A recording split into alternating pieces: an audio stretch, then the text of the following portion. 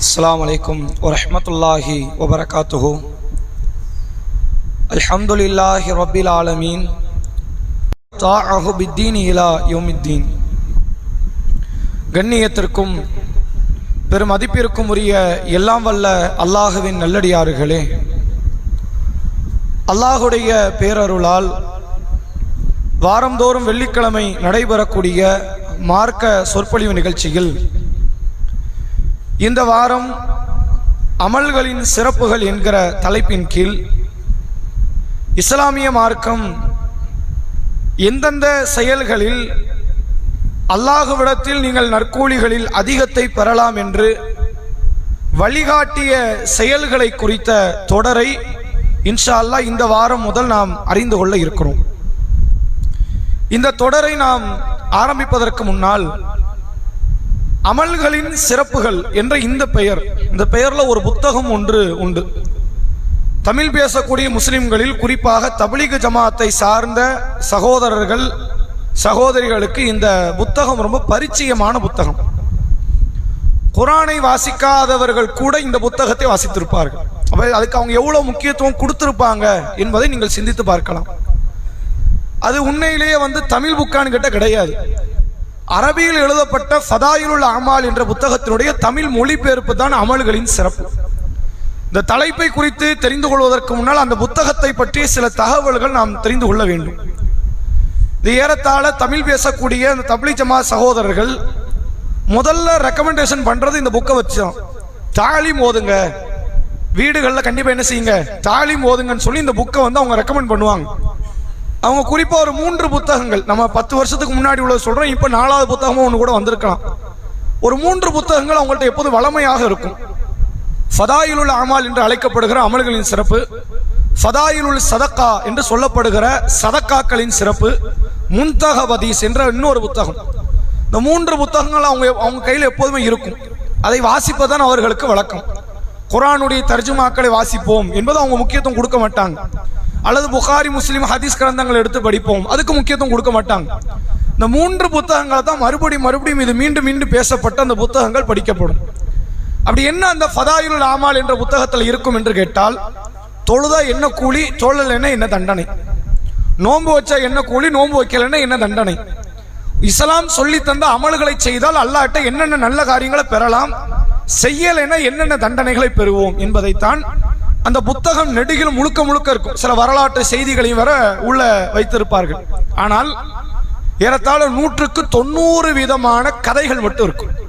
100க்கு 90 வீதம் அதுல என்ன இருக்காது, குர்ஆனோ உண்மையான ஹதீஸோ இருக்காது, கதைகள் மட்டும் இருக்கும். நீங்க அல்லாஹ்வை தொழாதவர்களாக இருந்தால் மௌத்து நேரத்தில் உங்களுக்கு அல்லாஹ் ஒரு 3 நெருக்கடி தருவான், கபர்ல ஒரு 7 நெருக்கடி தருவான், மரணத்தை மன்னரையும் தாண்டிய மறுமை வாழ்க்கையில அல்லாஹ் ஒரு 13 நெருக்கடி தருவான். அதெல்லாம் தொழாதவங்களுக்கு கிடைக்கிற தண்டனை அப்படின்னா எழுதி வச்சிருப்பாங்க.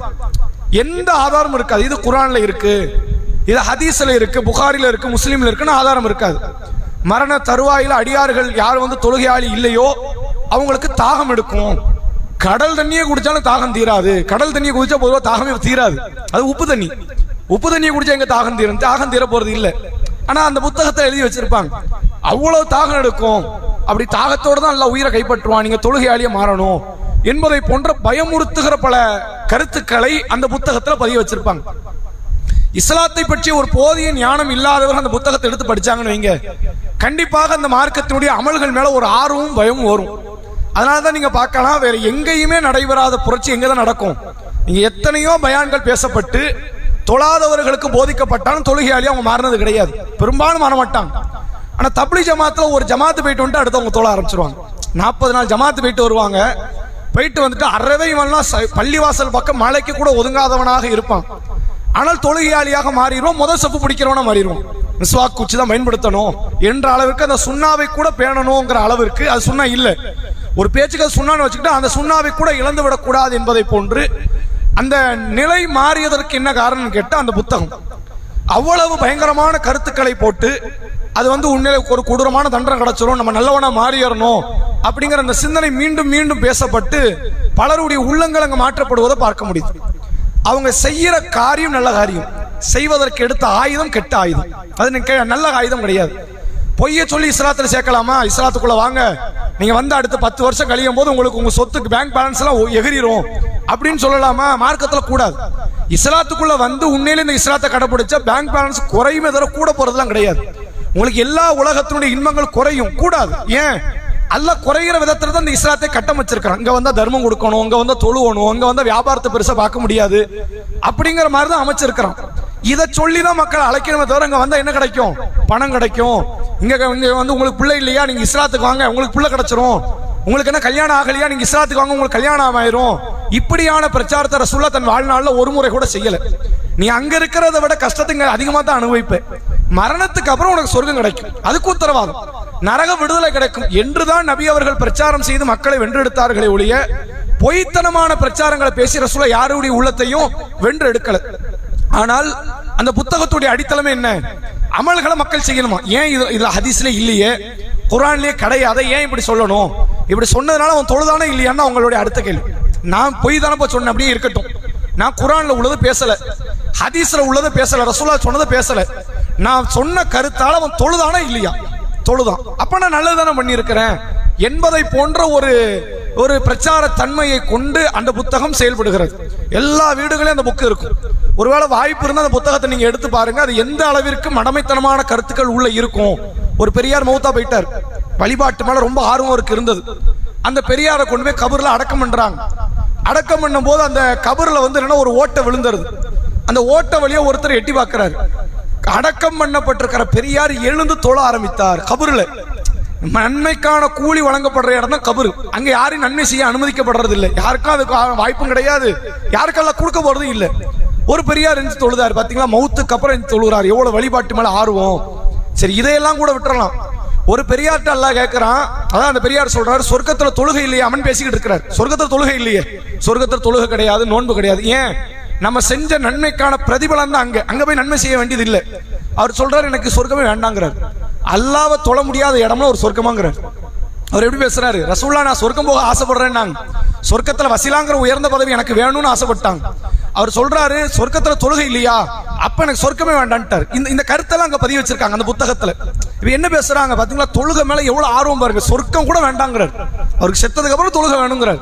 அப்படி தொழுகையாளியா இருந்த சமுதாயம் நம்ம தொழுகிறோமா அப்படின்னு பேசி மக்களை தொழுகையின் பக்கம் வென்றெடுக்கிறாங்களாம்.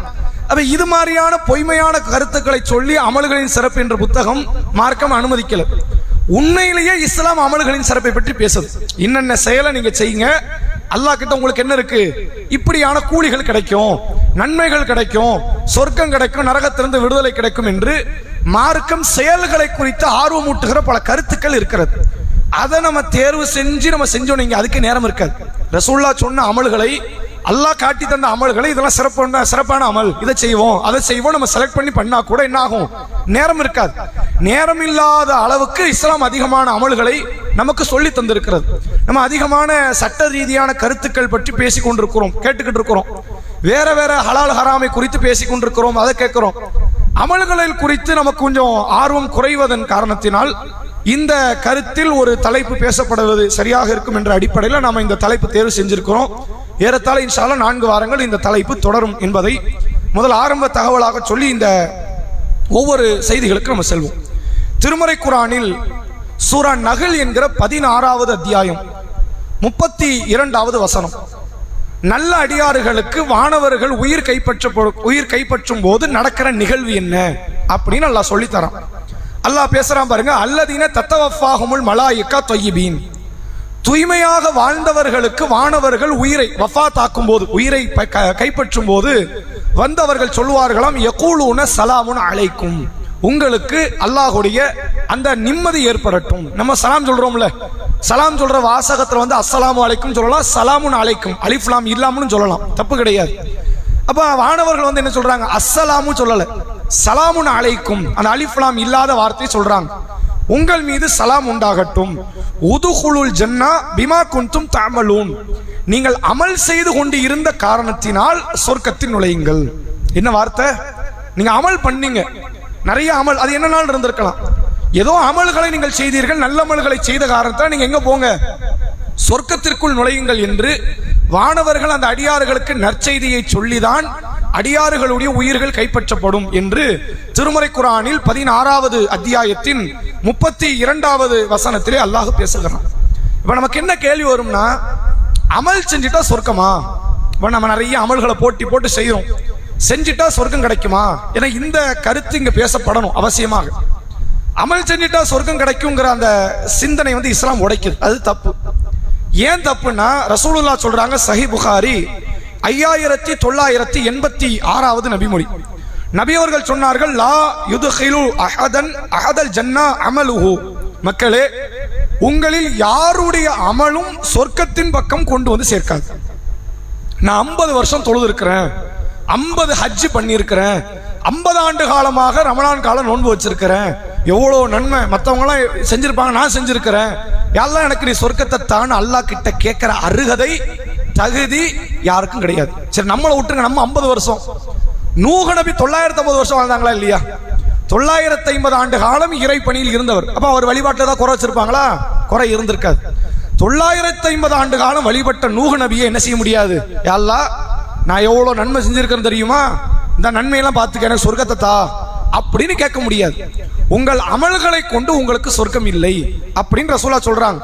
சொன்ன உடனே சஹாபாக்கள் கேட்கிறாங்க, வலா அன்த யா ரசூலல்லாஹ், அல்லாஹ்வுடைய தூதரே, எங்க அமல்கள்லாம் கம்மி, நம்ம ஒரு நாள் செய்வோம், ஒரு நாள் செய்ய மாட்டோம், ஒரு நாள் ஆர்வமா இருப்போம், ஒரு நாள் அசம்பந்தமா இருப்போம், எங்க அமல்களை விட்டுருங்க, உங்க அமலுக்கு அல்லாஹ் சொர்க்கத்தை தரமாட்டானா அப்படின்னு கேட்கிறாங்க. ஏன்னா உங்க அமல் எப்படி இருக்கும்?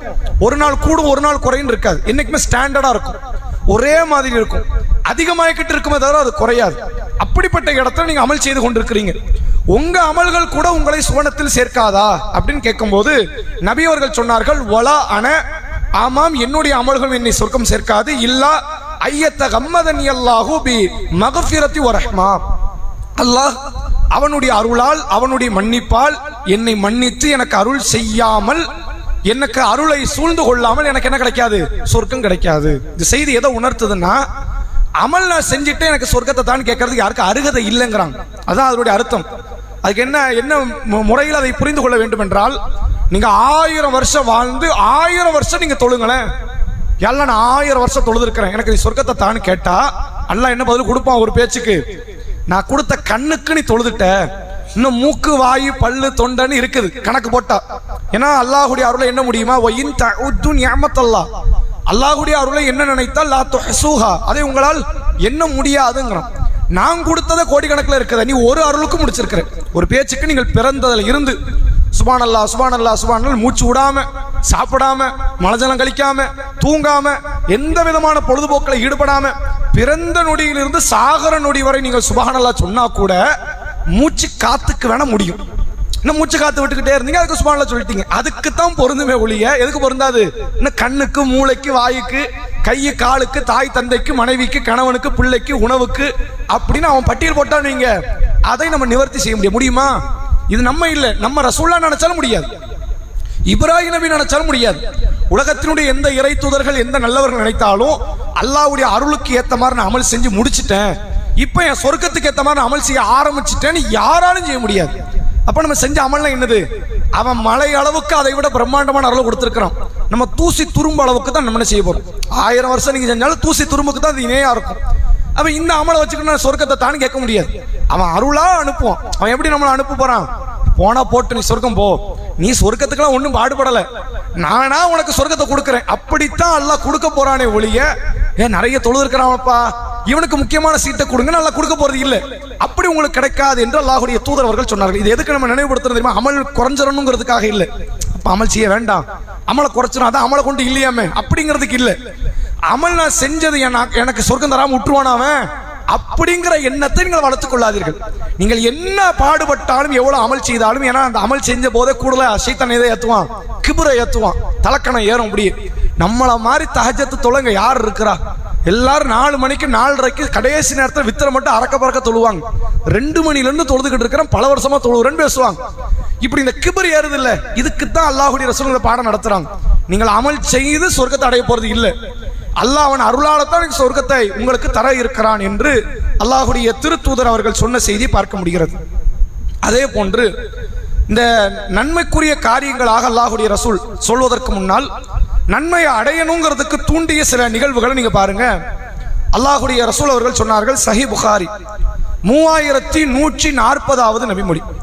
நபி அவர்கள் சொன்னார்கள், மன் ஷஹீத அல்லா இலாஹ இல்லல்லாஹ், அல்லாஹ்வை தவிர வணக்கத்திற்குரியவன் வேறு யாரும் இல்லை என்று சாட்சி சொல்லி, வஹ்தஹு அவன் தனித்தவன், லா ஷரீக லஹு அவனுக்கு இணையாக யாரும் இல்லை, வ அன்ன முஹம்மதன் அப்துஹு வ ரசூலுஹு முஹம்மது அவர்கள் அல்லாஹ்வுடைய அடியார், அல்லாஹ்வுடைய திருத்தூதர் அவர்கள், வ அன்ன ஈசா அப்துல்லாஹி வ ரசூலுஹு ஈசா அலைஹிஸ்ஸலாம் அவர்களும் அல்லாஹ்வுடைய அடியார், அல்லாஹ்வுடைய தூதர் என்று ஒருவர் ஒப்புதல் வாக்குமூலம் கொடுத்து, வ கலிமத்துஹு அல்காஹா இலா மரியம், இந்த ஈசா அல்லாஹ் மரியமுடைய வயிற்றில் போட்ட வார்த்தை, மேலும் ஒ ரூஹு மின்ஹு அல்லாஹ்வின் புறத்தில் இருந்து வந்த உயிர், ஒல் ஜன்னத்து ஹக்குன் சொர்க்கம் உண்மை, ஒன் நாரு ஹக்குன் நரகம் உண்மை என்று யார் ஒப்புதல் வாக்குமூலம் கொடுக்கிறாரோ, அது ஹலகுல்லாஹுல் ஜன்னா அலாமா கான மினல் அமல், அவர் செய்த செயலின் காரணமாக அவர் சொர்க்கம் செல்கிறார். ரசூல் என்ன சொல்றாங்க தெரியுதா? அல்லாஹ்வை ஏத்துக்கணும், அல்லாஹ்வை தவிர வணக்கத்துக்கு வேறு யாரும் இல்லை, அவன் தனித்தவன், அவனுக்கு இணையாக யாரும் இல்லை. முகமது நபி அவர்கள் அல்லாஹ்வுடைய தூதர், அல்லாஹ்வுடைய அடியார். ஈசா நபி அவர்கள் அல்லாஹ்வுடைய தூதர், அல்லாஹ்வுடைய அடியார். மரியமுடைய வயிற்றில் அல்லாஹ் போட்ட வார்த்தை, அல்லாஹுவால் கொடுக்கப்பட்ட உயிர் என்று ஏற்று சொர்க்கம் உண்மை நரகம் உண்மை என்று யார் ஒப்புதல் வாக்குமூலம் கொடுக்கிறாரோ அவர் சொர்க்கவாசின்னு வரல. ரசூலுல்லாஹ் சொல்றாங்க, அதுஹலகுல்லாஹுல் ஜன்னா அலாமா கான மினல் அமல், அவர் செய்த நன்மையின் காரணமாக அவரை அல்லாஹ் சொர்க்கத்தில் அனுப்புகிறான். எது முக்கியம்? சுவனத்திற்கு ஆசைப்படக்கூடிய அத்தனை பேருமே நாம் தெரிந்து கொள்ள வேண்டும், நன்மைகள்ல கொஞ்சம் கூடுதலா செஞ்சுக்கணும். செயலை வச்சு அல்லாஹ் சொர்க்கத்தை கொடுக்கிறான். அதிகமான நன்மைகள் நம்ம ஈடுபடுவதற்கு முயற்சி செய்ய வேண்டும் என்பதை சஹீஹ் புகாரி 3140வது நபிமொழியில் அல்லாஹ்வுடைய ரசூல் அவர்கள் சொல்லித் தருகிறார்கள். அதே போன்று இன்னொரு செய்தி நீங்க பார்க்கலாம். ரசூலுல்லாஹ் சொல்றாங்க, இந்த செய்தி சஹீஹ் புகாரி 5379வது நபிமொழி. மாமின் அபதின் கால லா இலாஹ இல்லல்லாஹ், எந்த அடியார் வணக்கத்திற்குரியவன் அல்லாஹ்வை தவிர வேறு யாரும் இல்லை என்ற லா இலாஹ இல்லல்லாஹ்வை சொல்லி சும்ம மாத்த அலா தாலிக், அதே நிலையில் அவர் மௌத்தாகி விடுகிறாரோ, லா இலாஹ இல்லல்லாஹ் சொன்ன நிலையில் அவர் மௌத்தாகி விடுகிறாரோ, இல்லா தஹலல் ஜன்னா, அவர் சொர்க்கம் நுழையாமல் இருக்க போவதில்லை. கண்டிப்பா அவர் எங்க போவாரு? சொர்க்கம் போயிருவார். லா இலாஹ இல்லல்லாஹ் ஒருவர் சொல்றாரு, அதே நிலையில் அவர் மௌத்தானால் அவர் சொர்க்கம் போய் விடுவார் அப்படின்னு ஒரு நபித்தோழர், இந்த செய்தி அறிவிக்கிற நபித்தோழர் ரசூலாட்ட கேட்கிறாங்க. என்ன கேட்கிறாங்க? ஒயின் ஜனா ஒயின் சரக்க, அவர் விபச்சாரம் செய்தாலும் திருடினாலுமா? ரசூலுல்லாஹ் சொல்றாங்க, ஆமா. ஒயின் ஜனா ஒயின் சரக்க, ஆமா, விபச்சாரமே பண்ணாலும் சரி, திருட்டு குற்றத்தையே செய்தாலும் சரி, அவர் சொர்க்கம் சென்று விடுவார் என்று அல்லாஹ்வுடைய திருத்தூதர் அவர்கள் சொல்கிறார்கள். அப்ப அதே நிலையில மௌத்தாவர்னா என்ன அர்த்தம்? அவர்கிட்ட மார்க்கம் சார்ந்த காரியங்கள் இருக்கிற நிலையில் மௌத்தாகிவிட்டால் அவர் சொர்க்கம் சென்று விடுவார் என்பதை ரசூலுல்லாஹ் இந்த செய்தியில் சொல்லக்கூடியதை பார்க்க முடியுது. அதே மாதிரி ரசூல் ஸல்லல்லாஹு அலைஹி வஸல்லம் அவர்கள் அபூ ஹுரைரா ரலியல்லாஹு அன்ஹு அவர்கள்ட்ட ஒரு செய்தியை சொல்றாங்க. என்ன சொல்றாங்க அப்படின்னா, லா இலாஹ இல்லல்லாஹ் என்பதை உளமாற ஒருவர் சொன்னால் அவருக்கு சொர்க்கம் கிடைக்கும்ங்கறாங்க. இது ரசூல் என்ன பண்ணாங்க தெரியுமா? தாங்க செருப்பை கழட்டுறாங்க. ரசூலுல்லாஹ் இந்த செய்தி சொல்லிட்டாங்க, லா இலாஹ இல்லல்லாஹ்வை யார் உளமாற சொல்கிறாரோ அவருக்கு சொர்க்கம் கிடைக்கும் அப்படின்னு சொல்லிட்டு தான் செருப்பை கழட்டுறாங்க. கழட்டி செருப்பை கையில கொடுக்குறாங்க. அபூ ஹுரைரா ரலியல்லாஹு அன்ஹு கையில வச்சுக்கோங்க, இந்த செருப்போட வெளியே போங்க. எதோட வெளியே போங்க? என் செருப்போட வெளியே போங்க. யாரை பார்த்தாலும் சொல்லுங்க, லா இலாஹ இல்லல்லாஹ்வை ஏற்றுக்கொண்டவருக்கு சொர்க்கம்னு சொல்லுங்க. அவங்க என்ன கேட்பாங்க? இது நபி சொன்னாங்களான்னு அடுத்த கேள்வி வரும்.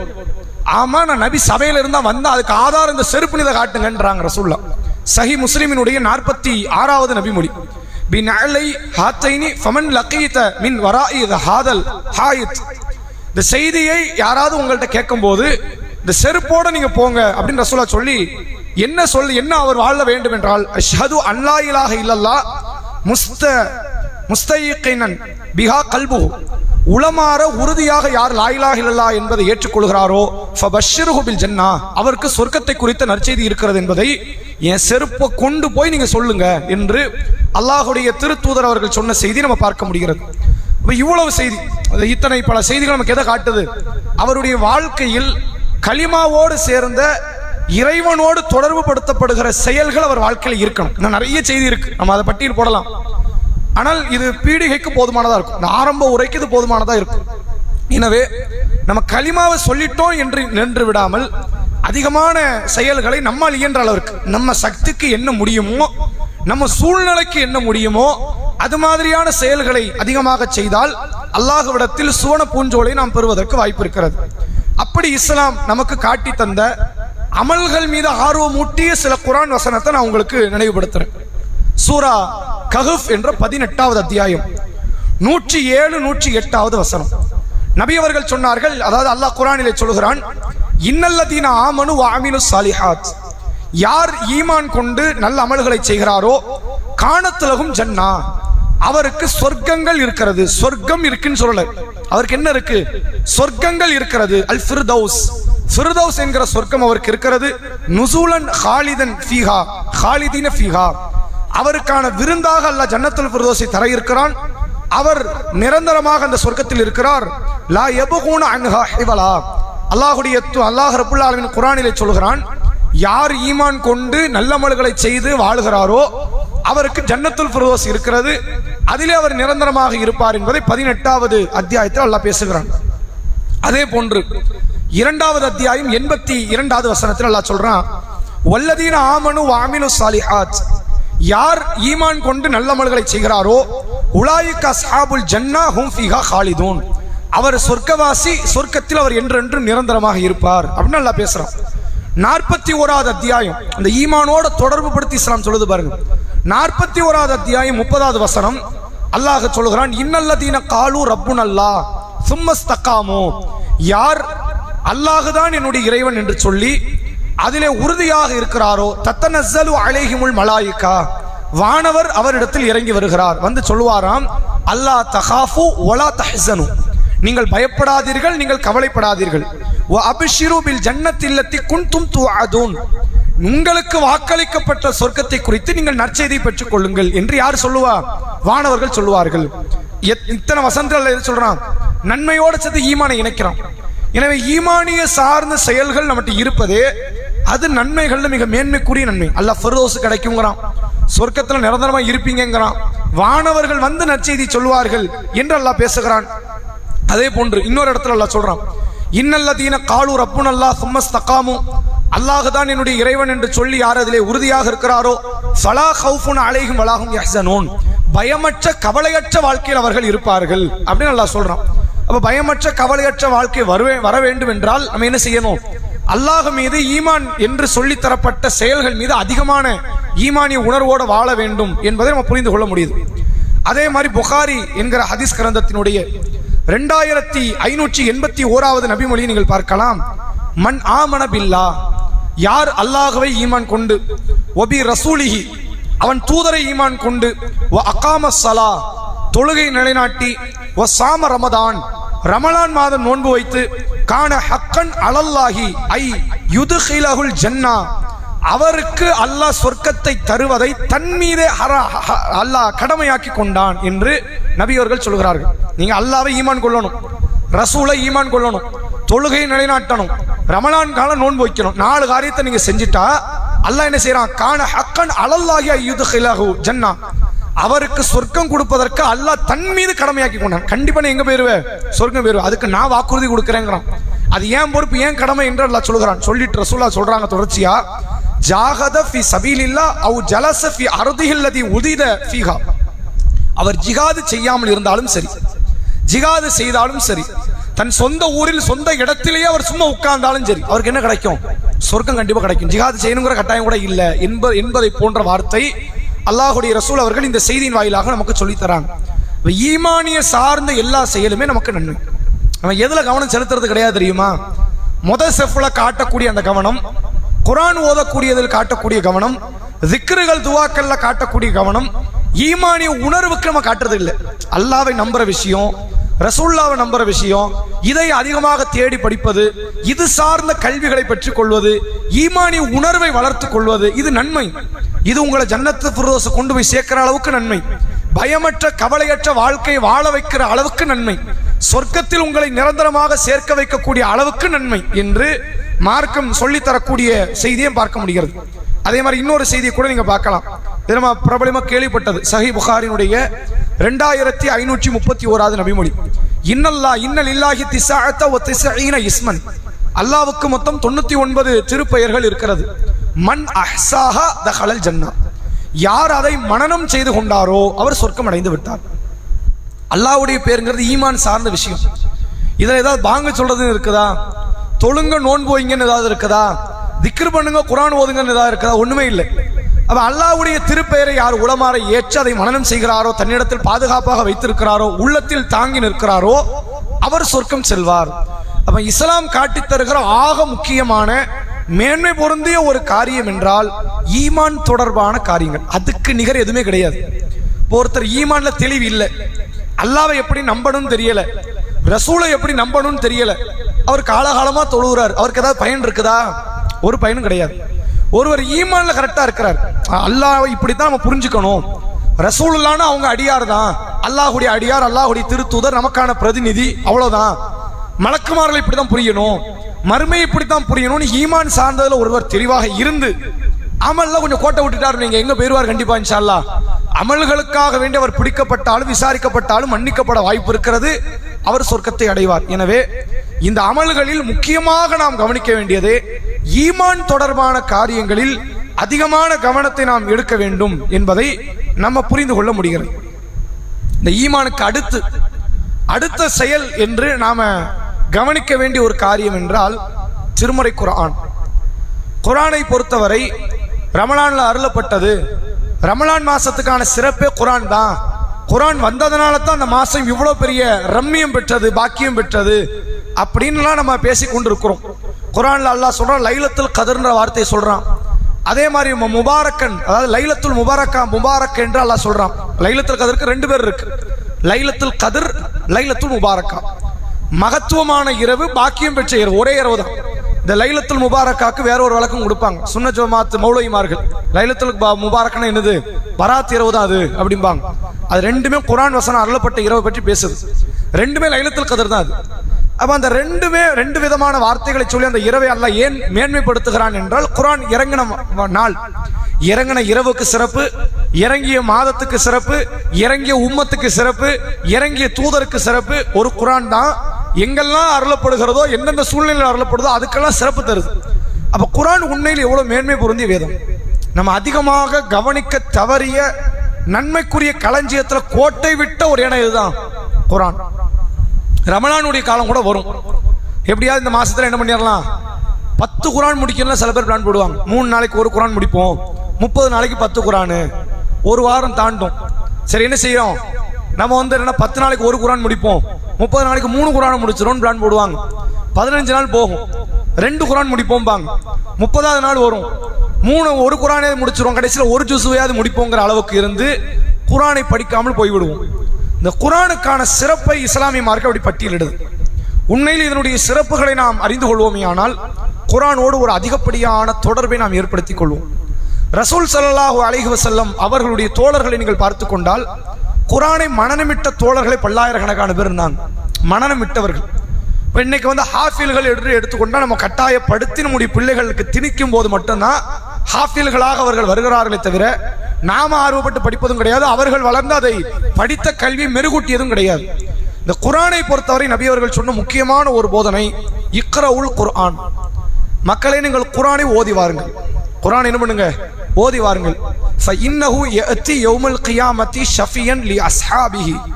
அதை ஓதியவருக்கு மறுமையில் அது பரிந்து பேசும். பரிந்துரை என்பது சாதாரண விஷயம் கிடையாது. மறுமை நாள்ல அல்லாஹ் தடுத்த முக்கியமான ஒரு காரியமே பரிந்துரை தடுத்துட்டேங்கிறான். பரிந்துரை யாருக்கு பண்ண முடியாது இல்ல, அவன் அனுமதி அளித்தாலே அன்று யாருக்கு பரிந்துரை பேச முடியும்னு அல்லாஹ் கேட்கிறான். யார் பேசுவா? உனக்காக உங்க உம்மா பேசுமா? உங்க வாப்பா பேசுவாரா? உன் மனைவி உன் கணவர் பேசுவாங்களா? உன் பிள்ளைகள் யாரும் பேச போறது இல்லை. உனக்கான செயல் தான் உனக்கு பரிந்து பேசுமே தவிர இன்னொருவர் பரிந்து பேச மாட்டார்கள். அல்லாஹ் சொல்றான், யௌம யஃபிருல் மர்உ மின் அஹீஹி. மறுமை நாளில் ஒருவன் தன் தாய் தந்தையை விட்டும், தன் சகோதரனை விட்டும், உம்மிஹி வ அபீஹி, தன் தாய் தந்தையை விட்டும், சாஹிபத்திஹி வ பனீஹி, தன் மனைவி பிள்ளைகளை எல்லாம் விட்டு ஓடுவான். ஓடுற இடத்துல இருக்கிற யாரும் என்ன செய்ய மாட்டாங்க, பரிந்து பேச மாட்டாங்க. அல்லாஹ்வுடைய ரசூல் அவங்க சொல்றாங்க, அல்லாஹ்விடத்தில் நாளை மறுமையில் ஒரு அடியானுக்காக ஒன்று பரிந்து பேசும்னா குர்ஆன் பேசும். குர்ஆனை படிச்சுக்கிட்டே இருங்க. இந்த படிக்கிறதும் பரிந்து பேசுறதுக்கான அடிப்படை. நீங்கள் ஓதிக்கொண்டே இருக்கிறீர்கள் வாழ்நாள் முழுவதும், குர்ஆனோடு ஒரு தொடர்பு. அதுல ஒரு பக்கம் கூட ஓதாமல் ஒரு நாளும் கழியாது. தினமும் ஓதணும், ஒரு தெரிஞ்ச சூறாக்கள் ஓதுவோம். இன்னைக்கு குர்ஆன் இல்லைன்னா மனப்பாடம் பண்ணதையாவது ஓதிக்குவோம் என்று குர்ஆனுடைய ஆயத்துகளை, வசனங்களை நீங்கள் ஓதிக்கொண்டே இருப்பீர்களே ஆனால் மறுமை நாளில் ஒருவேளை நீங்கள் நரகம் செல்கிற நிலை வந்தால், வரலாம்ல, வராதுங்கிறதுக்கு உத்தரவாதம் இல்லையே. சொர்க்கம் போகும்போது குர்ஆனின் பரிந்துரை தேவையில்லை, நமக்கு தான் சொர்க்கம் கன்ஃபார்ம் ஆயிடுச்சு. இனிமேல் வந்து அதை என்ன பரிந்துரை செய்ய போதுன்னு வரும். நரகம் போற நிலைமை வந்துட்டா, ஒருவேளை அப்படி ஒரு நிலை தென்படுமே ஆனால் மறுமையில் இந்த குர்ஆன் நரகத்திற்கும் நமக்குமான தடையாக திரையாக வந்து நிற்கும். யா அல்லாஹ், இந்த அடியாரை நீ என்ன செய்யாத, நரகத்துக்கு அனுப்பாத. நீ அனுப்பிய வேதத்தோடு உயிரோட்டமா இருந்தவர் இவர். நீ அனுப்பிய வேதம் மற்றவங்களாம் கண்டுக்கலையே, தூக்கி மூலையில தானே வச்சாங்க. வருஷத்துக்கு ஒருக்கு எடுப்போம், இறப்புக்கு எடுப்போம், யாராவது மௌத்தா போயிட்டா எடுப்போம் எடுத்தாங்க. அதை சாஸ்திரமாக பார்த்தார்களே தவிர யாருமே அதை வாழ்க்கையாக பார்க்கல. இவன் பார்த்தானா இல்லையா? இவனுக்கு சொர்க்கத்தை கூடிய இறைவான் எது பேசும்? அல்லாஹ்வுடைய கலாம் பேசும், அல்லாஹ்வுடைய வார்த்தை பேசும். குர்ஆனை பொறுத்த வரைக்கும் மனிதர்கள் படைப்புகள், ஜீவராசிகள் படைப்பு. குர்ஆன் படைப்பாங்கிறதுல பெரிய சர்ச்சை இருக்கு. குர்ஆன் படைப்பா அல்லாஹ்வுடைய கலாம், அது படைப்புன்னு சொல்லக்கூடாதுங்கிறதுல சர்ச்சை இருக்கு. அப்ப மிக பரிசுத்தமான ஒரு இடத்துல எது இருக்குது? குர்ஆன். அந்த குர்ஆன் நாளை மறுமையில் ஒரு சாராருக்காக வேண்டி பரிந்து பேசும். யார் என்றால், யார் குர்ஆனை படித்தார்களோ, குர்ஆனை வாசித்தார்களோ, குர்ஆனோடு ஒரு தொடர்பில் இருந்தார்களோ. எவ்வளவு பெரிய மகத்துவம் யோசிச்சு பாருங்க. அதே போன்று நபிகள் நாயகம் ஸல்லல்லாஹு அலைஹி வஸல்லம் அவர்கள் சொன்னார்கள், சஹீஹ் முஸ்லிமினுடைய 1329வது நபிமொழி, பில் குர்ஆனி மஅ சஃபரத்தில் கிராம் அல் பராரா. நபி அவர்கள் சொன்னார்கள், யார் குர்ஆனை அதற்கு உரிய முறையில் ஓதுகிறாரோ. குர்ஆனை வந்து என்ன சும்மா ஓதுறது இல்லை, அது ஒரு அரபு வாசகம் கிடையாது. குர்ஆன் எப்படி கிடையாது? அரபியில் இப்போ செய்தி வாசிப்பாங்கல்ல, செய்தி வாசிப்பாங்க, அரபிகளில் பேச்சாளர்கள் பேசுவாங்க, அது மாதிரியானது அல்ல குர்ஆன். குர்ஆனை ஓதுவதற்கு குன்னா செய்யறதும்பாங்க, அழுத்தி ஓதணும்பாங்க, சில இடத்துல மறைத்து ஓதுவதும்பாங்க, சில எழுத்துக்களை ஓதுவதற்கென்ற சில முறைகளை தர்த்தீபை இஸ்லாம் சொல்லித் தருது. அல்லாஹ் குர்ஆனில் சொல்கிறான், ஒரு ரத்திலில் குர்ஆன தர்த்தீலா, குர்ஆனை திருத்தமாக நபியே நீங்கள் ஓதுங்கள். சாதாரணமாக ஓதப்படுகிற அரபி வாசகம் என்று அல்லாஹ் குர்ஆனை அறிமுகப்படுத்தல. அந்த குர்ஆனை முறைப்படி யார் மனனமிட்டு ஓதுகிறாரோ, முழு குர்ஆனை மனனமிட்டு ஓதலாம், பாதி குர்ஆன் அது ஓதலாம், 10 ஜுசு அது ஓதலாம், 5 ஜுசு 2 ஜுசு தெரியுமா ஓதலாம், 1 ஜுசு தெரியுமா, அந்த குர்ஆனை அதற்குரிய முறையில் ஓதலாம். யார் குர்ஆனை அதற்குரிய முறையில் ஓதுகிறாரோ அவர் வானவர்களுடன் இருப்பார் என்று அல்லாஹ்வுடைய ரசூல் அவங்க சொன்னாங்க. சில இடங்களில் வானவர்களுக்கு ஒப்பு என்ற அர்த்தம் இதுக்கு வைக்கப்படும். அப்ப வானவர்களோடு இருப்பார்கள் என்றால் எவ்வளவு பெரிய மகத்துவம் அதுக்கு இருக்கும். குர்ஆனை மனனமிட்டு ஓதியவர்கள், திருத்தமாக ஓதியவர்கள். அதன் தொடர்ச்சியில் ரசூல் ஸல்லல்லாஹு அலைஹி வஸல்லம் அவர்கள் சொன்னார்கள், வல்லதி யக்ரவுல் குர்ஆன் வ யததஅனு ஃபீஹி வ ஹுவ அலைஹி ஷாக். யார் குர்ஆனை திக்கி தடுமாறி திணறலோடு ஓதுகிறாரோ, பல பேருக்கு ஓத தெரியாது. இன்னும் சொல்ல போனா உலகத்தில் ஆயிரக்கணக்கான மொழிகள் இருக்கு. மனிதர்களுடைய மத எண்ணிக்கையை விட மொழிகள் எண்ணிக்கை அதிகம். அத்தனை மொழி பேசக்கூடியவர்களுக்கு மத்தியில் எந்த வேதம் ஆதிக்கம் செலுத்துது? குர்ஆன் ஆதிக்கம் செலுத்துது. எல்லா மொழி பேசுறவனும் இந்த மொழி கத்துக்கன்னு சொல்ல முடியாது, அதுக்கு சாத்தியமும் கிடையாது. ரசூல் என்னைக்கா அரபு கத்துக்கங்கன்னு சொன்னாங்களா? கட்டாயப்படுத்தினாங்களா? கட்டாயப்படுத்தல. அப்ப சில பேருக்கு அரபு மொழி இலகுவா வந்துடும், பல பேருக்கு வராது, திக்கி தடுமாறி இருக்கும். பல பல உச்சரிப்பு இருக்குதே, நீ என்னத்தை தலைகிறன்னு சொல்லி கொடுங்க, எனக்கு வராதுன்றாங்க. நானும் முயற்சி பண்றேன், எனக்கு வரல. ஐன் வராது, கைன் வராது, சுவாது வராது, லாது வராது, அந்த எழுத்து வராம நிற்கும். அது வரலங்கிறதுனால என்ன ஆகும்னு கேட்டா பல பேர் பயமுறுத்துவாங்க, இல்லை நீங்க குர்ஆன்லாம் ஓதாதீங்க, எழுத்தெல்லாம் பெரிய தப்பு, தப்பு வரனால என்ன பண்ணுவேன், அது பிழையாயிடும், குர்ஆனே படிக்காதீங்க, நீங்க நல்லா இருப்பீன்னு சொல்லி விரட்டி விட்டுருவாங்க. அப்படி பண்ண மௌலவிமார்கள்லாம் உண்டு, அப்படி பண்ண ஹாஃபில்கள் உண்டு. ஏன்னா குர்ஆன் ஓதணும் எப்படி ஓதணும்? ரொம்ப அழகா இருக்கணும், திருத்தமா இருக்கணும், திருத்தம் இல்லைன்னா ஓதாதீங்கன்னு பயமுறுத்திடுவாங்க. அப்படி கிடையாது, எல்லாருமே ஓதணும். எனக்கு அந்த எழுத்து திருத்தம் வரல, பிரச்சனை இல்லை, அல்லாஹ் உங்களுக்கு இதைத்தான் நாடி இருக்கிற ஓதுங்கன்னு இஸ்லாம் சொல்லுது. எழுத்து திருத்தம் இல்லைன்னா என்ன பண்ணுங்க, குர்ஆன் ஓதுறது விட்டுறக்கூடாது. எனக்கு இதைத்தான் நாடி இருக்கிறான், நான் முயற்சி பண்ணிக்கிட்டே இருப்போம், மவுத்து வரைக்கும் முயற்சி பண்ணுவோமே, தப்பு கிடையாது. மவுத்து வரைக்கும் முயற்சி பண்றாலும் ஏன் முயற்சி பண்ண நல்லா கேட்க போறானா? குர்ஆனை ஏன் எடுத்து படிச்சா நல்லா கேட்க போறான்னு கேட்க போறது இல்லை. ரசூலுல்லாஹ் அவங்களுக்கான சிறப்பா சொல்றாங்க, இவங்க தான் தாழ்வு மனப்பான்ல குர்ஆனை விடுவாங்க. மற்றவங்க நல்லா ஓதுறாங்க, நம்மளால ஓத முடியல, நம்ம குர்ஆனை விட்டுருவோம். ரசூலுல்லாஹ் சொன்னாங்க, உனக்கு தான் 2 கூலினாங்க, ஃபலஹு அஜ்ரான். 2 கூலி பெறக்கூடியவங்க யாரு தெரியுமா? இவங்க தான். உச்சரிப்பு தெளிவு இருக்காது, ஓத தெரியாது, வார்த்தையில தடுமாற்றம் வரும், ஒரு வரியை தாண்டறதுக்கு 1 மணி நேரம் ஆகும். இப்படி இடத்துல இருக்கிறீங்களா, நீங்க குர்ஆனை படிங்க, அவர்கள் பெறுகிற கூலியை விட 2 ரெட்டிப்பு மடங்கு கூலி நீங்க பெறலாம். ஏன்னா அவன் சிரமமே இல்லாம 10 பக்கத்தை முடிச்சுட்டு போயிட்டான், நீ சிரமத்தோட ஒரு பக்கத்தை உட்கார்ந்து முக்கிக்கிட்டு இருக்கிற. கஷ்டப்பட்டுக்கிட்டு இருக்கிற, முடியவே இல்லைங்கிற மாதிரி இருக்கிற, உனக்கு தான் 2 கூலி என்று அல்லாஹ்வுடைய ரசூல் அவர்கள் சொல்லி தந்த செய்தியை சஹீஹ் முஸ்லிமினுடைய 1329வது நபிமொழியாக நம்மால் பார்க்க முடிகிறது. அதே போன்று அல்லாஹ்வுடைய ரசூல் அவர்கள் சொல்லி தந்த இன்னொரு முக்கியமான ஒரு செய்தி நீங்கள் பார்க்கலாம். அதாவது குர்ஆனை பொறுத்தவரை அதை ஓதக்கூடியவர்கள் ஓதாதவர்கள் ரசூலா தரம் பிரிக்கிறாங்க. குர்ஆன் இருக்குல்ல, ஓதுபவர்கள் முஸ்லிம்களும் உண்டு, ஓதாத முஸ்லிம்களும் உண்டு. இப்ப நிறைய பேருங்க இருக்கலாம், பல மார்க்க சட்டம் கூட உங்களுக்கு தெரியும், தலாக்க பத்தி, ஹுலாவை பத்தி, ஹலால் ஹராம பத்திலாம் பேசணும்னு நிறைய பேர் பேசுவாங்க. ஆனா இன்ன வரைக்கும் குர்ஆனை திறந்து கூட பார்க்காத நபர்களும் இருப்பாங்களா இல்லையா? கண்டிப்பா இருப்பாங்க. அப்ப எப்படி நம்ம மார்க்க சட்டம்லாம் தெரிஞ்சது? இல்ல புத்தகம்லாம் தமிழ் புத்தகம் படிச்சோ அல்லது மார்க்க சொற்பொழிவுகளை கேட்டோ அந்த செய்திகள் தெரியும் என்ற இடத்தில் கூட பல நபர்கள் உண்டு. அப்ப குர்ஆனை ஓதுகிற முஸ்லிம்கள் ஓதாத முஸ்லிம்கள் இஸ்லாம் தரம் பிரிக்குது. ரசூல் ஸல்லல்லாஹு அலைஹி வஸல்லம் அவர்கள் சொன்னார்கள், குர்ஆனை ஓதுகிற நல்ல ஈமான் கொண்ட அடியாருக்கான உதாரணம் எலுமிச்சை பழத்தை போன்றவர். நான் அவர் யாருக்கு ஒப்பு? எலுமிச்சை பழம். அதனுடைய வாசனை அழகா இருக்கும், சுவையும் அழகா இருக்கும். யாருமே அதை வெறுக்கவே மாட்டாங்க. அந்த பழம் வந்து வெறுக்கிற பழமா? வெறுக்க மாட்டாங்க. சில பேருக்குலாம் சில பழம் பிடிக்காது, அப்படியான நிலையில இருந்து இருக்காது. அப்ப எலுமிச்சை பழம் அதனுடைய வாசனையும் அழகா இருக்கும், அதனுடைய சுவையும் அழகா இருக்கும். அப்படிப்பட்ட பழத்திற்கு ஒப்பானவர் குர்ஆனை படிக்கிற நல்ல முஸ்லிம். நாங்க ஒருவேளை நீங்க நல்ல மனிதரா இருக்கிறீங்க, ஹலால் ஹராமை பேணுகிறீர்கள், குர்ஆனை நீங்க படிக்கல என்றால் நீங்கள் எலுமிச்சை பழத்திற்கு ஒப்பானவர். அதுக்கு வாசனையே இருக்காது. அதாவது பேரிச்சம்பழம் ரசூலா சொல்றாங்க, குர்ஆனை படிக்கவில்லை ஆனால் அதன்படி நடப்பார், ஹலால் ஹராமை பேணிக் கொள்வார், வழிபாட்டில் ஆர்வம் காட்டுவார், நல்ல முஸ்லிமாக இருப்பார், குர்ஆன் படிக்க மாட்டார். இவர் பேரிச்சம்பழத்திற்கு ஒப்பானவர் நாங்க ரசூலுல்லாஹ். அதுக்கு என்ன கிடையாது? வாசனை கிடையாது, ஆனால் சுவை நல்லா இருக்கும், சுவை நல்ல தித்திப்பா இருக்கும், சாப்பிட்றது நல்லா அழகா அருமையா இருக்கும். அப்படிப்பட்ட நபரை போன்றவர் தான் இது. ஒரு பொருளை பொறுத்த வரைக்கும் வாசனை இருந்தாதான் நெருங்குவாங்க, வாசனை இல்லைன்னா நெருங்க மாட்டாங்க. ரசூலுல்லாஹ் ஏன் 2 தரம் பிரிக்கிறாங்க தெரியுதா? நெருக்கம் என்று பெறுவதாக இருந்தால் வாசனை இருக்கணும், அந்த வாசனை தான் அந்த பொருள் பக்கம் நெருக்கத்தை கொண்டு வரும். பேரிச்சம்பழம் சத்துன்னு தெரிஞ்சதால தான் நெருங்குறோமே தவிர சத்து இல்லைன்னு இருந்துச்சுன்னா நம்ம யாராவது அங்கே நெருங்கி இருப்போமா? நெருங்கி இருக்க மாட்டோம். மார்க்கத்தோட சில இடத்துல பேரிச்சம்பழம் ஒப்பிட்டு பேசப்படுது, நம்ம பேரிச்சம்பழத்தை நெருங்கணும், இல்லை பேரிச்சம்பழத்தை நெருங்கி இருப்போமா? வாசனை தான் ஒரு பொருளை நெருக்கத்தில் கொண்டு வரும், பிறகு அதை பயன்படுத்த வைக்கும். நீங்கள் வாசனை உள்ள முஸ்லீமாக இருக்கணும்னா நீங்க குர்ஆனை ஓதுங்க. வாசனை அற்ற முஸ்லீமாக நீங்கள் இருக்க வேண்டும் என்றால் நீங்க என்ன செய்ய வேண்டியதில்லை?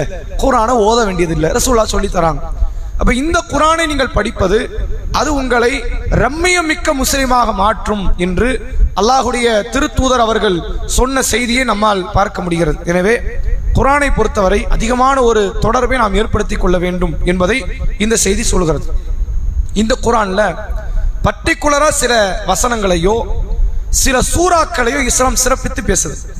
நமக்கு முழு குர்ஆன் படிக்க முடியாது. அப்படி இடத்துல சில பேர் இருக்கலாம், வயது முதுமைக்கு நான் வந்துட்டேன், இனிமேல் என்ன ஆகாது, எனக்கு கண்ணு புலப்படாது, அப்படியான இடத்துல நான் இருந்தால் நான் என்ன செய்வது? அப்படியான நபர்கள் இருப்பாங்க. ஒரு சில பேர் வந்து என்னன்னா ஓதுவதற்கான அந்த தாக்கத்து இல்லாதவர்களாக இருப்பாங்க. அவர்களுக்கு இஸ்லாம் சொல்லும், முழு குர்ஆனை படிக்காதீங்க, இந்த குர்ஆன்ல ஒரு சில சிறுக இடங்கள் இருக்கு, அந்த இடத்தை தேர்வு செஞ்சு படிங்க, நீங்க என்ன செய்யலாம்? அல்லாஹ் கிட்ட பிரம்மாண்டமான நன்மைகளை பெற்றுக் கொள்ளலாம் என்று வழிகாட்டு. அப்படி அல்லாஹ்வுடைய ரசூல் அவர்கள் சொன்ன செய்தி சுனன் நசையில பதிவு செய்யப்பட்டிருக்கிறது. ஆயத்துல் குர்சி என்கிற வசனம். இந்த வசனத்திற்கான பேரே ஆயத்துல் குர்சினா ரசூல் அறிமுகப்படுத்துறாங்க. குர்சி என்ற வார்த்தை இடம்பெற்றிருக்கிற அந்த ஆயத் சூரா பக்கராவினுடைய 255வது வசனம், 3வது ஜுசுவுடைய பக்கத்திலே வரும். 3வது ஜுசு இருக்குல்ல, அந்த ஜுசுவினுடைய பக்கத்திலே நீங்க அதை பார்க்கலாம்.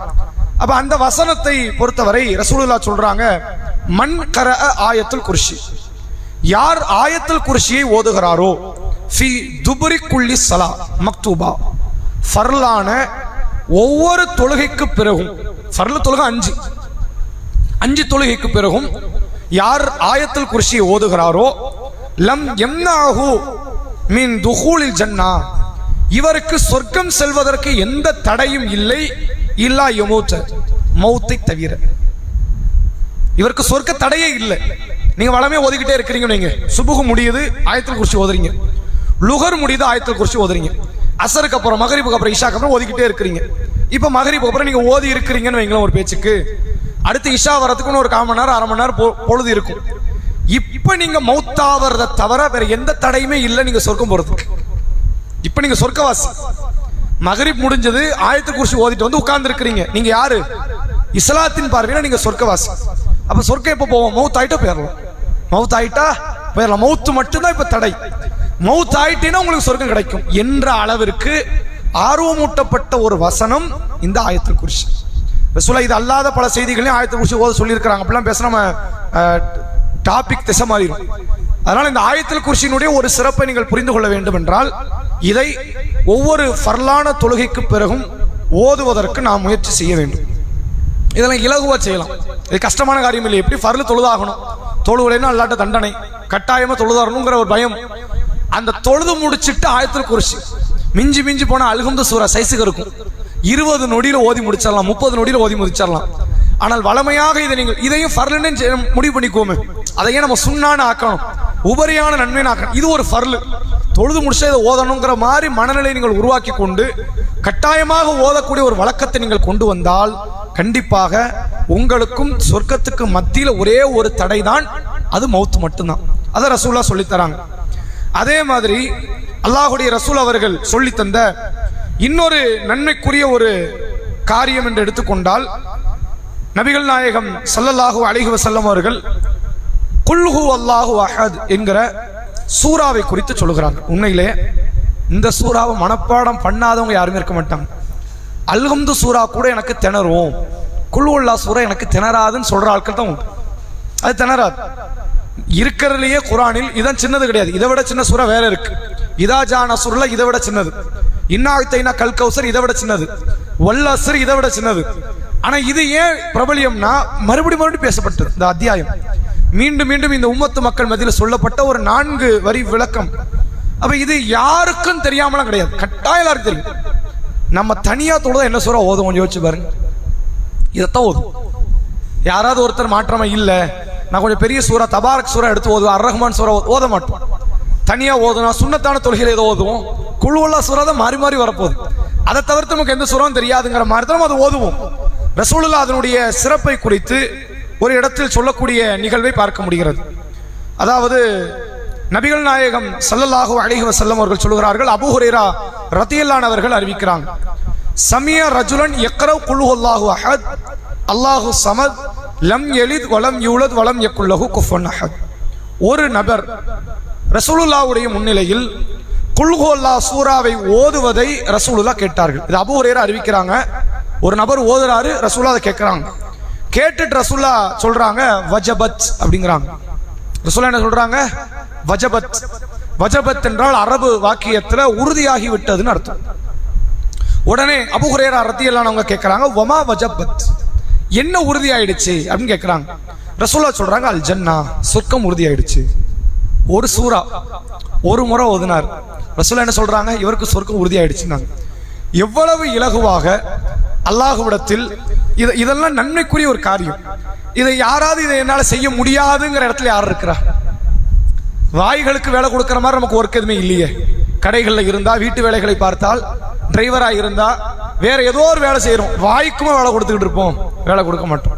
அழகா ஓதலாம். இது ஓனரை திட்ட தெரிஞ்ச நமக்கு, அல்லது குடும்பத்தை படிப்பதற்கு தெரிந்த நமக்கு, அல்லது பாடலை பாட தெரிந்த நமக்கு, இன்ன பிற வீணான கருத்துக்களை பேச தெரிந்த நமக்கு இந்த சூறா அழகா ஓதலாம். ரசூலுல்லாஹ் முன்னாடி அந்த நபி தோழர் ஒரு முறை ஓதுறாரு. ரசூலுல்லாஹ் சொல்றாங்க இவருக்கு சொர்க்கம் உறுதியாயிடுச்சு என்று சொல்வதில் இருந்து மிக இலகுவாக இதன் மூலமாக அல்லாஹ்விடத்தில் நன்மைகளை தட்டி பறித்து விடலாம் என்பதை நம்மால் புரிந்து கொள்ள முடிகிறது. அதே மாதிரி இதே குல் ஹுவல்லாஹ் சூரா தொடர்பாக வரக்கூடிய இன்னொரு செய்தியை நீங்கள் பார்க்கலாம். ரசூலுல்லாஹ் ஒரு போர் படை ஒன்றை அனுப்பி வைக்கிறாங்க. நபி அவர்கள் காலத்தில் ஏராளமாக யுத்த களம் நடந்துச்சு. கிட்டத்தட்ட 19 யுத்தம் நடந்தது. 19லுமே ரசூலுல்லாஹ் கலந்துக்கிட்டாங்களான்னு கேட்ட கலந்துக்கல. எந்த யுத்த களத்தில் நம்ம பங்கு பெறுவது அவசியம், தேவை அப்படிங்கிற ரசூலுல்லாஹ் பார்ப்பாங்க. அப்படி தேவைன்னு வரும்போது ரசூலுல்லாஹ் அங்கே போயிடுவாங்க. இல்லை இங்க நம்ம தேவை இல்லை அப்படின்னா சஹாபாக்களை அனுப்பி வைப்பாங்க. அப்படி அனுப்பி வச்ச ஒரு யுத்த களத்தில் ஒருவரை நபி அவர்கள் அமீராக நியமனம் செய்யறாங்க. இவருடைய பொறுப்பு என்னன்னு கேட்டா, இவர் சொல்படி அந்த மக்கள் கேட்கணும், அந்த மக்களை வழி நடத்துவது இவருடைய பொறுப்பு. போயிட்டு வர்ற வரைக்கும் தொழுகைக்கான நேரத்தில் தொலை வைக்கக்கூடிய இடத்தில் இந்த அமீர் இருப்பார். அதுதான் அவருடைய வேலை. அப்ப அந்த அமீர் ஒருவேளை வேற யாருக்காவது அனுமதி கொடுத்தா மற்றவங்க தொழலாம். அது வரைக்கும் அவர் தான் பள்ளிவாசல் இமாம். எப்படி அந்த மாதிரி அவர் அந்த கூட்டத்திற்கான இமாமாக திரும்பி வருகிற வரை செயல்படுவார். இவர் என்ன பண்றாரு, தொலை வைக்கிறாரு. இந்த லுஹர் அசர்ல என்ன ஓதுறாங்கன்னு தெரியாது, யாருக்கும் தெரியாது. இமாம் என்ன சூரா ஓதுறாங்க யாருக்கா தெரியுமா? தெரியாது. சுபுஹ் மகரிப் இஷால தெரிஞ்சிடும். ஆரம்ப 2 ரக்காயத்துல இமாம் என்ன துணை சூரா ஓதுறாரு, ஏன்னா அதை கேட்கறதா நம்ம வேலையை. பின்னாடி நிக்கிற நம்முடைய வேலை என்ன? அல்லாஹ் குர்ஆனில் சொல்கிறான், இதா குரியல் குர்ஆன் ஃபஸ்தமிஉ லஹு, குர்ஆன் ஓதப்பட்டால் செவிதாழ்த்தி கேளுங்கள். வான்சித்து, நீங்கள் வாய் மூடி விடுங்கள். லஅல்லக்கும் துர்ஹமூன், நீங்கள் அருள் செய்யப்படுவீர்கள்ங்கறான். இமாம் தொழுகையில குர்ஆனை ஓதுறாருன்னா வாயை மூடிடணும். தொழுகையில நிக்கிற நாம அப்போ 3 வக்து தொழுகை அவர் தொலை வைக்கிறாரு. அதுல கிராத்தை சத்தமாக ஓதுகிறார். அல்ஹம்து சூராவை ஓதி, ஒரு துணை சூறாவை ஓதி, ஒரு குல்ஹுல்லா சூறாவை ஓதிட்டு ருக்குக்கு போறார். இது எப்பமோ ஒரு முறை செய்யல, ஒவ்வொரு முறை செய்யறார். ஒவ்வொரு ரக்காயத்துக்கும் செய்யறார், ஒவ்வொரு நாளுக்கும் செய்யறார், ஒவ்வொரு வக்துக்கும் செய்யறார். லுஹர் அசர்ல சத்தம் கேட்கல, கேட்டிருந்தா அதுவும் கூட அதுதான் ஓதி இருப்பார், வேற எதுவும் இருந்திருக்காது. இதைத்தான் ஓதி இருக்க வாய்ப்பு இருக்கு. அப்ப மறுபடியும் இதே சூறாவை ஓதுறார். சஹாபாக்களுக்கு ஒரு பெரிய ஆச்சரியத்தோட கூட ஒரு சந்தேகம், இதை ஏன் திரும்ப திரும்ப ஓதுறாரு? அவர் தனியா ஓதிட்டு போட்டோம், பிரச்சனை இல்லை. தொழுகையில ஓதுறாரு, இமாமா நின்றுட்டு ஓதுறாரு, மறுபடியும் ஓதிக்கிட்டு இருக்கிறார். யாரும் அந்த சூறாமலை எரிச்சப்பட போறது இல்லை, அது எரிச்சப்படக்கூடிய வார்த்தைகளும் கிடையாது. அவங்களுக்கு என்னென்ன சந்தேகம், இது மார்க்கத்தில் ஒரு புதுமையா மாறிடுமோன்னு ஒரு சந்தேகம். அந்த போர்படை திரும்பி ஊருக்கு வராங்க. வந்த உடனே ரசூலுல்லாஹ் கம்ப்ளைண்ட் எடுத்து வச்சுட்டாங்க. அல்லாஹ்வுடைய தூதரே, வந்த அமீர் நல்ல மனுஷன், அதெல்லாம் எந்த பிரச்சனையும் இல்லை, எப்படி வழி நடத்தினார், தொலை வச்சார். ஒவ்வொரு ரக்காயத்து முடியும் போது ருக்கு போகும்போது என்ன துணை சூறா ஓதி ருக்கு போகணும். அது 1 ஓதலாம் 10 ஓதலாம், தப்பு கிடையாது. மார்க்கத்தில் என்ன கிடையாது, துணை சூறாக்கள் பின்னாடி இருக்கிற மக்களை கருத்துல வச்சு 10 ஓதலாம், 100 ஓதலாம், 1 ஓதலாம். மக்கள் அனுமதிச்சா அது மார்க்கம் அனுமதி கொடுக்கிற ஒரு காரியம். அவர் துணை சூறா எத்தனை ஓதினாருங்கிறது இப்ப பிரச்சனை இல்லை. ஒரே சூறாவை மறுபடியும் ஓடி இருக்காரு. துணை சூறாக்கள்ல குல்ஹுல்லா சூறாவை மீண்டும் ஓதுகிறார் என்று ரசூலுல்லாஹ்ட்ட அந்த நபித்தோழர் குறித்து கம்ப்ளைண்ட். அப்ப அல்லாஹ்வுடைய ரசூல் அவங்க கேட்டு விடுறாங்க, அந்த நபித்தோழரை போய் சந்தித்து எதற்காக வேண்டி இவ்வாறு அவர் செய்தார், அவருக்கு ஏதாவது ரீசன் இருக்கும்ல. ரசூலுல்லாஹ் சில காரியத்தை புதுமையான நிகழ்வை பார்த்தாங்கன்னா முதல்ல ரீசன் கேட்பாங்க, ஏன் செஞ்சீங்க, என்ன காரணம், உங்களை இது தூண்டியது எது?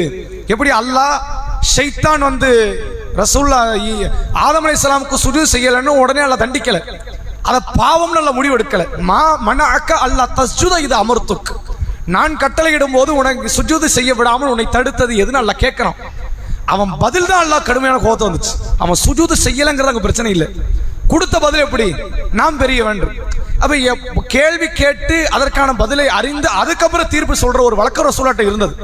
அப்ப ரசூலுல்லாஹ் இது நிறைய இடங்கள் நடந்திருக்கும், இது ஒரு இடம் இல்லை, இது மாதிரி பல இடங்களை நீங்க பார்க்கலாம். அப்ப இந்த இடத்துல ரசூலுல்லாஹ் என்ன கேட்கறாங்க, அந்த நபர்கிட்ட கேளுங்க, ஏன் அதை மறுபடியும் ஓதுனாரோ அவர் சொல்லட்டும் அப்படின்னு கேட்கறாங்க. அப்ப அவர் சொல்றாரு, யா ரசூலல்லாஹ் இன்னி உஹிப்புஹா, நான் அந்த சூறாவை விரும்புகிறேன். சில அறிவிப்புல எப்படி வருதுன்னா சிஃபத்துல்லா, இது அல்லாஹ்வுடைய வர்ணனை. அல்லாஹ் பத்தி அல்லாஹ் குர்ஆன்ல எப்படிலாமோ பேசுறான், விதவிதமான முறையில் அல்லாஹ் தன்னை பற்றி வர்ணிக்கிற வார்த்தைகள் நிறைய இருக்கு. குல்ஹுல்லா சூறாவை தூக்கி சாப்பிடுற அளவுக்குலாம் பல வார்த்தைகள் அல்லாஹ் சொல்றான் சில இடத்துல. ஆனா அங்கேயும் இங்கேயும் தான் பிரிஞ்சு கிடக்கும். ஒரே இடத்துல தன்னை பற்றி ரத்தின சுருக்கமாக சொல்ற இடம் எது? அது குல்ஹுல்லா சூரா. குல்ஹுல்லா சூராவை ஓதுவதை உஹிப்புஹா, அதை நான் விரும்புகிறேன் என்று அந்த நபித்தோழர் சொல்லுகிறார். பாங்க முடியும்.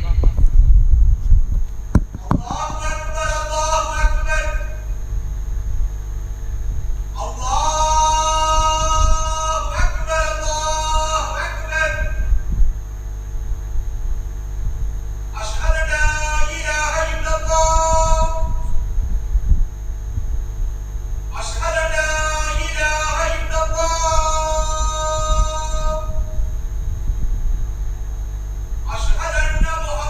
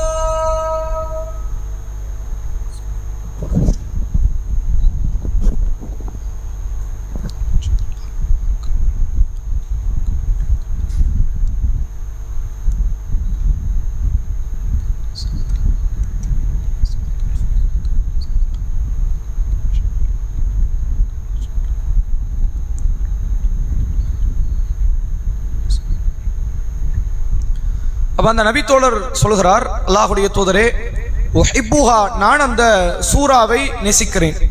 காரணம் அல்லாஹ்வுடைய வர்ணனை குறித்து பேசுகிறது, அது ஓதுறது எனக்கு ரொம்ப பிடிச்சிருக்கு, நான் அதனால் அதை நேசித்தது காரணத்தினால் அதை நான் ஓதுகிறேன் அப்படிங்கிறாங்க. அப்ப அல்லாஹ்வுடைய ரசூல் அவர்கள் சொல்லுகிறார்கள், இன்ன ஹுப்பஹா, அதை நீ நேசித்த காரணமாக அது ஹலக்கல்லாஹு அல்லாஹ், அது ஹலக்கல் ஜன்னா, அது உன்னை சொர்க்கத்தின் பக்கம் நுழைத்து விட்டது என்று அல்லாஹ்வுடைய ரசூல் அவர்கள் சொல்லித்தரக்கூடிய செய்தியை நம்ம பார்க்க முடிகிறது. அதை நேசிச்சதனாலே அவர் எங்க போயிட்டாரு? சுவனத்திற்குரியவராக மாறிவிட்டார். திருமிதி என்ற ஹதீஸ் கிரந்தத்தினுடைய 2826வது நபிமொழியாக பதிவு செய்யப்பட்டிருக்கு. இதே செய்தி முஸ்லிம்ல வேற ஒரு வார்த்தையில எப்படி வருதுன்னா, யாருக்காக வேண்டி இந்த சூறாவை நீங்க நேசிச்சு ஓதுனீங்களோ அந்த அல்லாஹ் உங்களை நேசிக்கிறான் என்று அல்லாஹ்வுடைய ரசூல் அவர்கள் சொன்ன செய்தி பார்க்க முடியும். இதெல்லாம் மிக இலகுவா, இது சிரமப்பட வேண்டியது இல்லையே. கொஞ்சம் யோசிச்சு பாருங்க. இல்ல மற்றதெல்லாம் வந்து தஹஜ்ஜத் ரொம்ப கஷ்டம், அதெல்லாம் செய்ய முடியாது, அதுக்கு சாத்தியப்படாது, பெரும்பான்மையான மக்களுக்கு கிடைக்காது. இது கிடைக்காதா? குல் ஹுவல்லாஹ் சூரா ஓத கிடைக்காதா? அப்படி கிடையாது. மிக இலகுவாக செய்யக்கூடிய ஒரு காரியம் சூரா, அதாவது சூரா பக்ராவில் இடம்பெறக்கூடிய ஆயத்துல் குர்சியை ஒவ்வொரு ஃபர்லான தொழுகைக்கு பிறகு ஓத முடியாதா? ஓதலாம். அப்ப இது மாதிரியான சின்ன சின்ன காரியங்கள். இது போன்ற இன்னொரு செய்தியையும் சொல்லி, இந்த குல் ஹுவல்லாஹ் தொடர்பான இன்னொரு செய்தியை சொல்லி உரையை நிறைவு செய்கிறேன். ரசூலுல்லாஹ் காலத்தில் இன்னொரு கம்ப்ளைண்ட், இதே குல் ஹுவல்லாஹ் சூரா வச்ச ஒரு கம்ப்ளைண்ட் வருது. சஹீஹ் புகாரில் இந்த செய்தி பதிவு செய்யப்பட்டிருக்கு. நபிகளார்ட்ட சுபுகு தொழுகையில் ஒரு நபித்தோழர் வரார். வந்தவர் என்ன செய்யறாருன்னா, அல்லாஹ்வுடைய தூதரே, என் அண்டை வீட்டாரை பற்றிய பஞ்சாயத்து, இது ஒரு பிரச்சனை, நான் அதைத்தான் உங்கள்கிட்ட பிராவா கொண்டு வந்திருக்கிறேங்கிறார். நான் இரவு போய் தூங்க போறேன், என் அண்டை வீட்டார் சூரா இஹ்லாஸை ஓதுகிறார், குல் ஹுவல்லாஹ் சூராவை ஓதுகிறார். அவர் குர்ஆன் ஓதுனது பிரச்சனை இல்லை, குல் ஹுவல்லாஹ் சூரா ஓதுனது என்ன கிடையாது, பிரச்சனை இல்லை. இரவு முழுக்க ஓதுறார், அதுவும் பிரச்சனை இல்லை. அந்த ஒரு சூறாவையே மறுபடி ஓதிக்கிட்டே இருக்கிறார். என் குர்ஆன்ல வேற சூறா இல்லையா? இருக்கு. அவருக்கு தெரியாதா? தெரியும். ஆனா ஒரே சூறாவை மறுபடி ஓதிக்கிட்டு இருக்கிறார். நீங்க என்னன்னு கேளுங்க அப்படிங்கிறாங்க. ரசூல் அந்த செய்தியில, அந்த சம்பவத்துல அந்த நபித்தோட்ட கூப்பிட்டு கேட்டாங்க. இந்த செய்தியில யாரையும் கூப்பிட்டுலாம் கேட்கல, காரணம் கம்ப்ளைண்ட் கொண்டு வந்த நபித்தோட்ட ரசூலா சொல்றாங்க, உங்களுக்கு தெரியாதா, குர்ஆனில் சூரா இஹ்லாஸ் என்பது 3ல் ஒரு பகுதி என்பது உங்களுக்கு தெரியாதான்னாங்க. குர்ஆன் மொத்தம் 3 பகுதியா பிரிச்சா அதுல ஒரு பகுதிக்கு நிகரானது எது? சூரா இஹ்லாஸ் ஒரு முறை ஓதுவது. இது 2 விதமான அர்த்தம் இதுக்கு வழங்கப்படுது. முதல் நம்ம எல்லாரும் புரிஞ்சுக்கிட்ட ஒரு விளக்கம் என்ன? அது நன்மை. 30 ஜுசுல 10 ஜுசு ஓதுனா என்ன நன்மையும், குல் ஹுவல்லாஹ் சூரா ஒரு முறை ஓதுனா அது நன்மை. அப்ப 3 முறை ஓதுனா ஒரு குர்ஆனை ஓதி முடித்த நன்மை. அந்த விளக்கம் இது கொடுக்கப்படுது. இது அல்லாத இன்னொரு விளக்கம் என்னன்னு கேட்டா, குர்ஆனை பொறுத்தவரை 3 விதமான தத்துவத்தை நிலைநாட்டும். ஏகத்துவம், தூதுத்துவம், மறுமை. இந்த 3 தான் மறுபடியும் பேசும். அல்லாஹ் வந்து மலக்குமார்களை பத்தி பேசுறான், சொர்க்க நரகத்தை மற்ற எல்லாம் நிறைய விஷயத்தை பேசுறான், வரலாறை பத்தி பேசுறான். நீங்க 3ஆ அந்த குர்ஆனை பிரிச்சா ஏகத்துவத்துக்கு ஒரு பெரும் பகுதி எல்லாம் கொடுத்திருப்பான். தான் யாரு, தான் எப்படிப்பட்டவன், தன்னுடைய தன்மைகள் என்ன, குணம் என்ன, இந்த ஏகத்துவம் குர்ஆன்ல 3ல் ஒரு பகுதி இருக்கும். 3ல் இன்னொரு பகுதி என்னவா இருக்கும்? தூதுத்துவத்தை பத்தி பேசுவோம். தூதர்னா யாரு, அவங்க வேலை என்ன, அவங்க சமுதாயத்துக்கு என்ன நடந்துச்சு, தூதுத்துவத்தை. 3வது பகுதி என்ன இருக்கும்? மறுமை, கபரு, சொர்க்கம், நரகம், மறுமையினுடைய விசாரணை, அது தொடர்பாக இருக்கும். இப்படியும் சில விளக்கம் கொடுக்கப்படுது. 3ல் ஒரு பகுதி என்ன? ஒட்டுமொத்த ஏகத்துவ குர்ஆனுடைய ஏகத்துவத்தையே இந்த சூறால சொல்லப்படுதுன்னு ஒரு விளக்கம் உண்டு. குர்ஆனில் 10 ஜுசுவை ஓதியதற்கான நன்மை இதற்கு வழங்கப்படுகிறது என்பதும் ஒரு விளக்கமாக இதற்கு வழங்கப்படுகிறது என்று பார்க்க முடியுது. எனவே மிக இலகுவாக அல்லாஹ்விடத்தில் நன்மையை பெறுவதற்கான ஒரு வாய்ப்பு என்பதை இந்த நேரத்தில் உங்களுக்கு மத்தியில் நினைவுபடுத்திக் கொண்டு இதனுடைய தொடரை அடுத்த வாரத்தில் இன்ஷா அல்லாஹ் பார்ப்போம். நாளைய தினத்தில் கேள்வி நிகழ்ச்சியாக எதுவும் இல்லை, இது ஒரு பயான் நிகழ்ச்சியாக நாளைக்கு நடக்குங்கிறத உங்களுக்கு, இது வேற தலைப்பு, நாளைக்கு நடைபெறக்கூடியது. சுப்ஹானக்கல்லாஹும்ம பிஹம்திக அஷ்ஹது அல்லா இலாஹ இல்லா அன்த அஸ்தக்ஃபிருக வ அத்தூபு இலைக். நாளை மறுநாள் இன்ஷா அல்லாஹ் காலை 10:30 மணி அளவு இளைஞர்களுக்கான ஒருங்கிணைப்பு நிகழ்ச்சி நம்முடைய பள்ளி சார்பாக ஏற்பாடு செய்யப்பட்டிருக்கிறது. சகோதரிகள் உங்கள் வீடுகளில் உள்ள பள்ளி பருவ, கல்லூரி பருவ மாணவர்களை முக்கியத்துவம் வாய்ந்த இந்த நிகழ்ச்சிக்கு அனுப்பி வைக்கும்படி கேட்டுக்கொள்கிறோம். அஸ்ஸலாமு அலைக்கும்.